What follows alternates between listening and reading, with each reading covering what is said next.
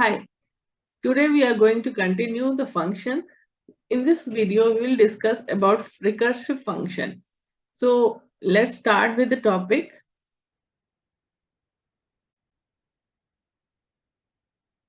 So see here, when a function calls a copy of itself to work on a smaller problem, it is called recursive function.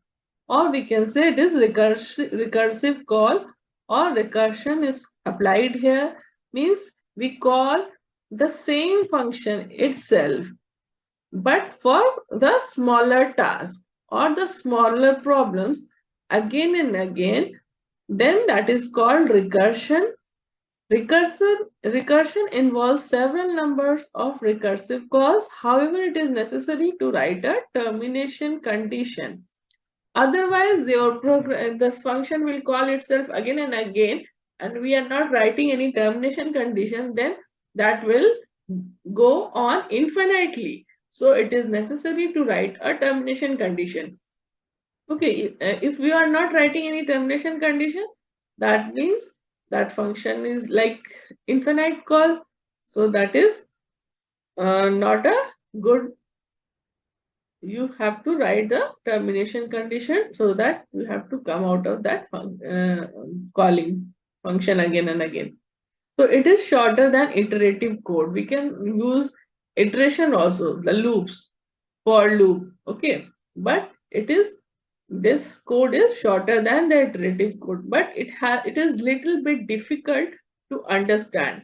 Okay, recursion cannot be applied to all problems, but it is useful for the task that can be defined in a similar subtask. Subtask means smaller task. Okay, so suppose, for example, I'm just taking one small function example. Like suppose you want to find the factorial of 10. We can write like this. So it can be written like this: 10 into factorial of 9, and 9 factorial can be written like this: 9 into 8 factorial. 8 factorial can be written like this: 8 into 7 factorial. So we want to find, every time we want to find the factorial of smaller problems. Okay, so for this we can, this kind of problem where we can divide the larger problem is in smaller form, or the same thing is it has to do, it has also find, it is also required to find the factorial, but it is giving you the smaller similar subtask. So that is why it is we can use recursion here also. I will discuss many problems right now. Okay, so you will understand where we can apply this recursive function call. Okay,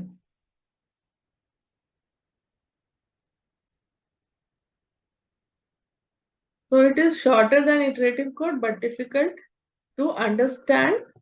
Recursion cannot be applied to all problems, but it is useful for the tasks that can be defined in terms of similar subtasks. Recursion may be applied to sorting, searching, or traversal problems. We can use recursion in these case situations or cases where we need to sort number of a list of numbers. So we can use this recursion there also, or for searching or traversal problems. And problems like Tower of Hanoi, Fibonacci series, factorial finding, all we can do using this recursion.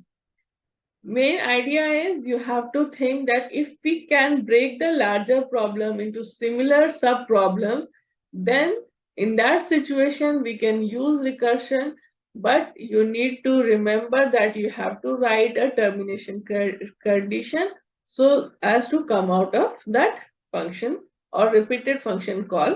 We have to come out of that.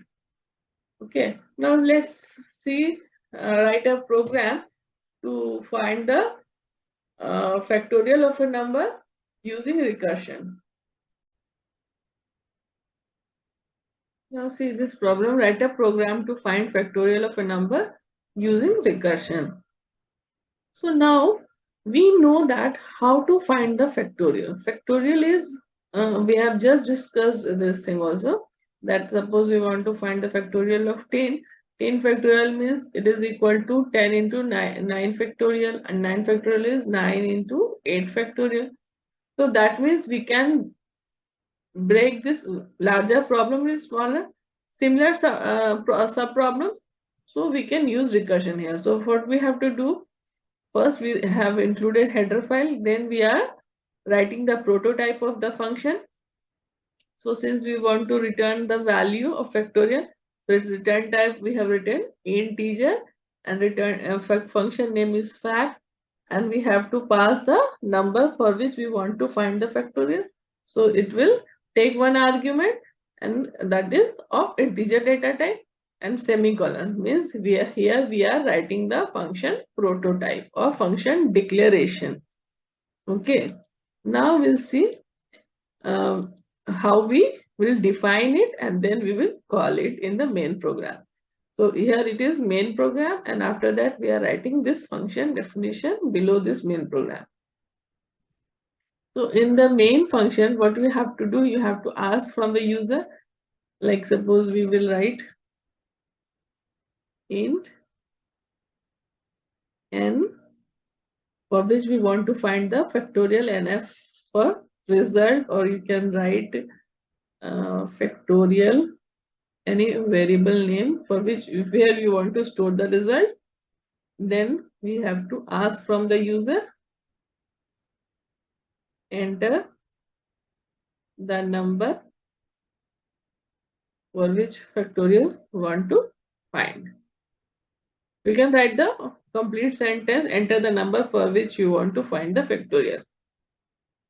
Then we write scanf %d ampersand n. And now we want to call the function and store the result in this variable factorial, and the function name is fact, and we'll pass this n as an argument, and then the result will be stored in the factorial. After that we will write printf factorial is equal to %d and then the name of variable. The variable name is factorial, so we write factorial. You can use other name also. And now we'll write return 0. So this is our main function in which we are calling this. So this is function call. Okay. This was function declaration. This is function call. And now we'll write definition of the function. Okay. Let's see what we write in the function definition. So this return type, function name, and the argument. And inside this, we'll write a termination condition also. So if n less than equal to 1, return 1. Okay. Else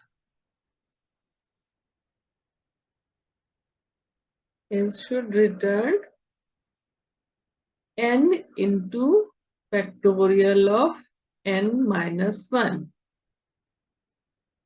N minus 1 means suppose the n is the 10, so it will return 10 into factorial of 9. So this is calling the function factorial with argument 9. Okay, first of all, fact 10 is called, and inside this fact 10, it will return 10 into factorial of 9. Then factorial of 9 again will call 9 into factorial of 9 minus 1 is 8. And then again the function call is done. So factorial of 8 will call, and it will return 8 into factorial of 7. 7 will give you 7 into factorial of 6. And factorial of 6 will give you 6 into factorial of 5. Factorial of 5 will give you 5 into factorial of 4. And then when factorial of 4 will be give you 4 into factorial of 3. See, when we see the definition in the definition function definition, it is checking this condition. If n is less than equal to 1, means we are considering 1 or 0. Okay, 1 or 0 in the both the situation. See, if you want to handle the error, you can check the error that n should not be negative. Okay, you can check it and should not be negative, or you can write a statement that enter a positive number, and then also you can check that the number entered by the user is not negative. You can check it here. Okay, so for the time being, I'm assuming that the user is entering the positive numbers. Okay, it can be 0 or greater than that. So if suppose n is 1 less than equal to 1, means if it either it is 1 or 0, then it will return 1. Otherwise, or else it will return n into factorial of n minus 1. Then only we can write this, then only we can get this type of result. Okay, so this will give you 3 into factorial of 2, and factorial of 2 will give you 2 into factorial of 1. And now we are calling the factorial of 1. So now here n is 1. So it will give you this. N is less than equal to 1. It will simply return 1. From here, it will not call the recursion. Recursion is not applied here. It is simply returning this value 1. So if we will go upward from there, this step, so we will get 1 into 2 into 3 into 4 into 5 into 6 into 7 into 8 into 9 into 10. So we'll get this result 10 into 9 into 8 into 7 into 6 into 5 into 4 into 3 into 2 into 1 for factorial of 10. So this all will be multiplied and the result will be stored in this variable factorial, and this, with the help of this printf statement, we are printing this value and we'll get the result. Okay, so we have seen here that this is a recursion. We are calling this same function. The name of function is fact. Here also we are writing fact. So this function is called inside the same function. That is why it is called recursion. Okay. So you can use this recursion in Fibonacci series also, Tower of Hanoi. Let's discuss about Tower of Hanoi problem. So it is a mathematical game or puzzle that consists of 3 rods with n number of discs of different diameters. Okay. And the objective of the game is to shift the entire stack of discs from one rod to another rod following 3 rules. So let me write these rules now.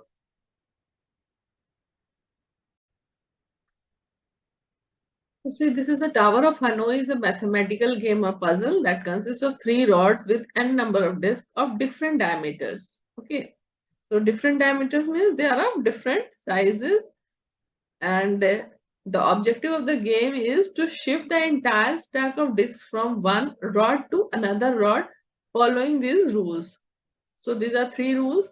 Only one disc can be moved at a time. Means एक ही disc को हम एक जगह से दूसरी जगह move कर सकते हैं एक टाइम में, and only the uppermost disk can from one stack can be moved onto the top of another stack or an empty stack. And सिर्फ हम अपर मोस्ट डिस्क को ही एक बार में हम एक स्टैक से उठा के दूसरे स्टैक पे डाल सकते हैं, जो कि दूसरा स्टैक आपका या फिर कोई दूसरा स्टैक है जो एम्प्टी स्टैक है उस पे भी हम रख सकते हैं. And larger disc can not be placed on the top of smaller disc. Okay, so you have to see this thing also, that the bigger disk, we see this is a diagram here. I'm shown I have, and these are three disks. These are three rods, 1, 2, and 3, and they are three disks. Okay, this is a larger diameter, it has smaller, and this has the smallest diameter. Okay, so you can see also that this disk is smallest. This is bigger than this, and this is the bigger than the second one. So what you have to do, you have to move this disk from one. Suppose you have to move this all these disks from 1 to 3, but you have to remember that you cannot place the larger disk on a smaller disk. Okay, so if I say this is disk 1, this is disk 2, this is disk 3. So if you place this, आपका जो rule है वो rule क्या बोलता है कि आप सिर्फ एक ही डिस्क को एक बार में मूव कर सकते हैं. ठीक है, you can not take all this disc to the rod 3. ये तीनों डिस्क उठाया और हमने 1 से 3 पे डाल दिया.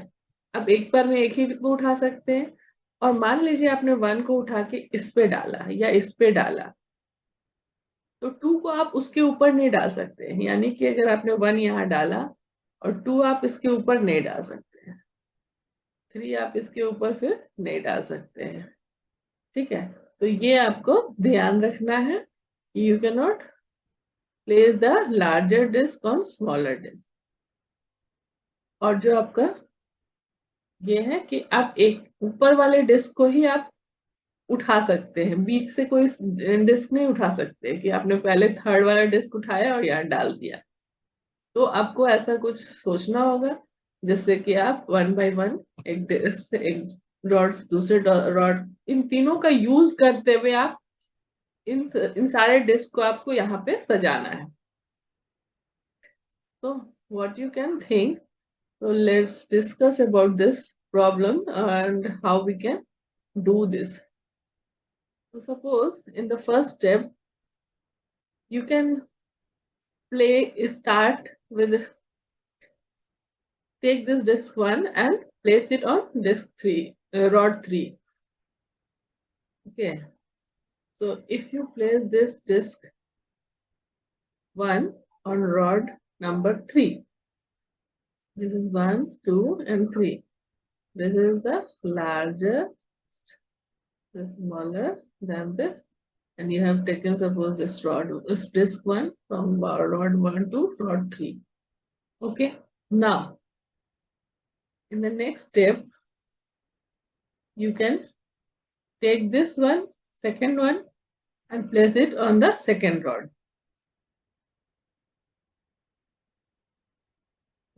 Okay, so the smaller you have placed here, and the largest one is this one. Okay, suppose this is rod 1, this is 2 and 3. You want to place, the goal is to place all the discs on rod 3. Now what you can do, how your goal is to place all the rods from rod 1 to rod 3. Rod 1 was this one. So how you can place this one now here, because you have placed this rod disc, smallest disc here, and this. You cannot place this disc over this disc, and you cannot also place this disc over this disc, because this disc is larger or bigger in size than this disc. Okay, so now what you can do, you can place this disc over this, you can place this disc over this. Okay, so what you have to do now in the next step, Keep the rod 1 as it is. Use this one. And you have the second disk here already. You just have to place the smallest disk from here to here. Okay. Now, in the next, now you can place this disk over here. So,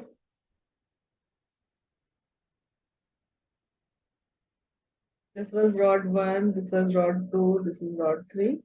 Now, the biggest disk you have placed here by moving this disk from rod 1 to rod number 3. And keep this disk as it is. Now, in the next step, what you can do to move this disk over this? You cannot move directly. You cannot move it directly. Okay. So, you can only move the uppermost disk. Okay. So, first you have to move this disk from here to some other place so that you can pick this one's second disk over this. Pick this one and do. So we can put this disk over rod 1.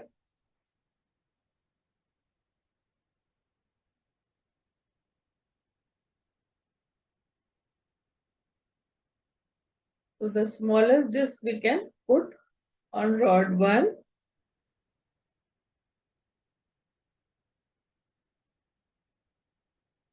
This is the smallest disk after moving this from rod 2 to rod 1.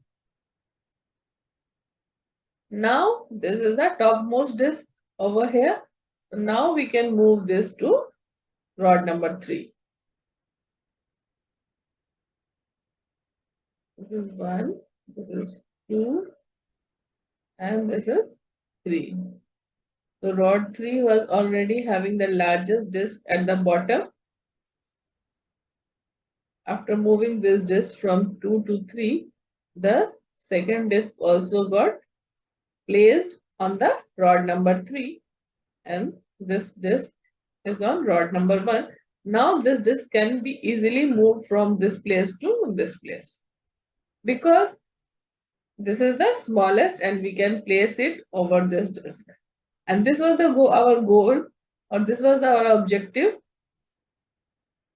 So now in this step, we find that all the disks are placed at its position, correct position. The smallest one is at the top of all the disk. Okay, so you have to think of this method using recursion. You can apply to arrange this disk from one rod to another rod using these steps. Okay. See, this is a program we have seen for finding factorial.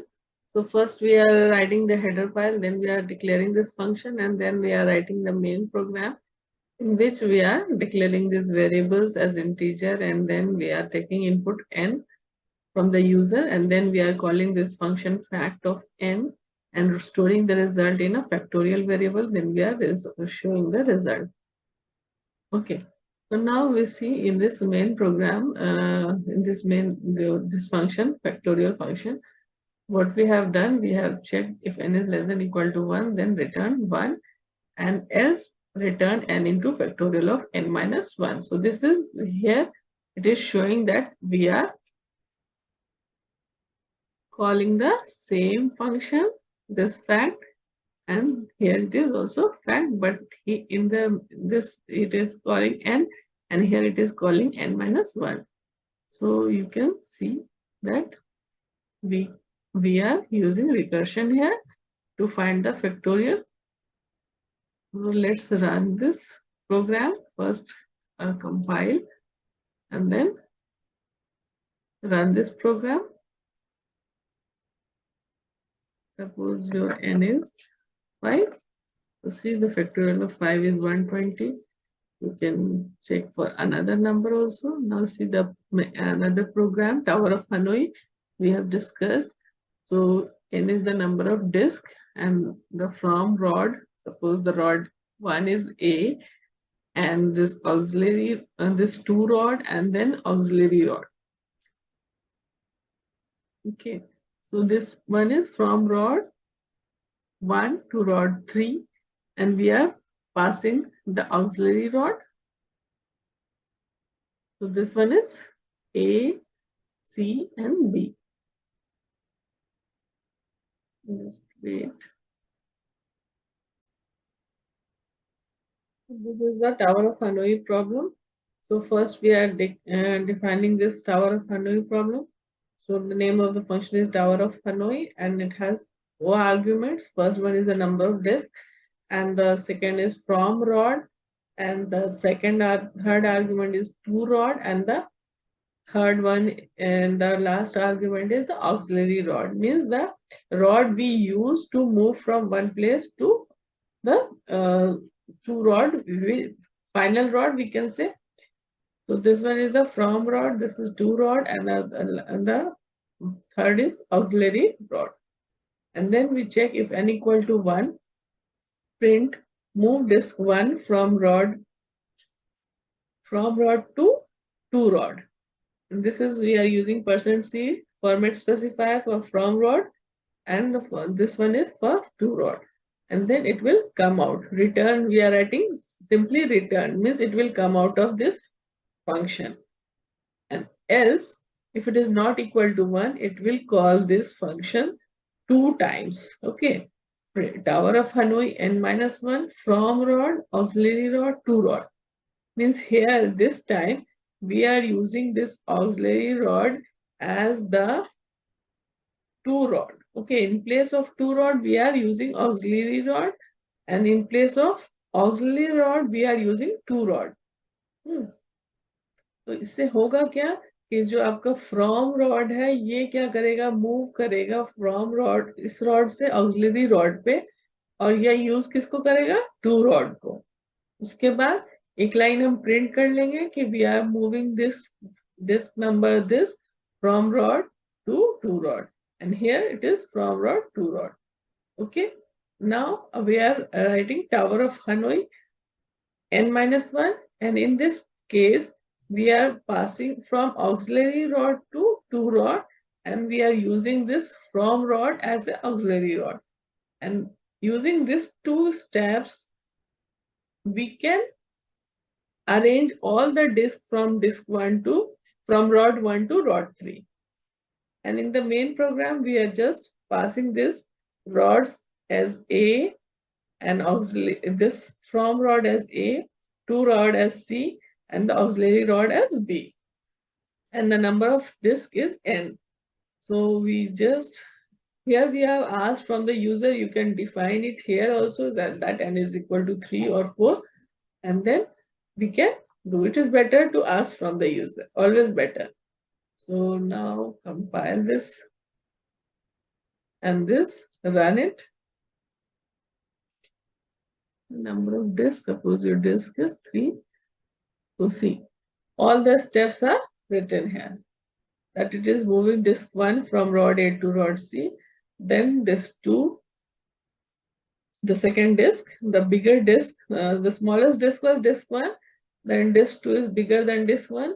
So disk 2 will be moved from rod A to rod B, and then from disk 1, move disk 1 from rod C to rod B, then from move disk 3 from rod A to rod C, and then move disk 1 from rod B to rod A, and then move disk 2 from rod B to rod C, and then move disk 1 from rod A to rod C. So all the disks will be arranged now on rod C. So that was our goal. Okay, so this way you can do this problem. Okay, thank you. That's all for today. Thank you. Thanks for watching.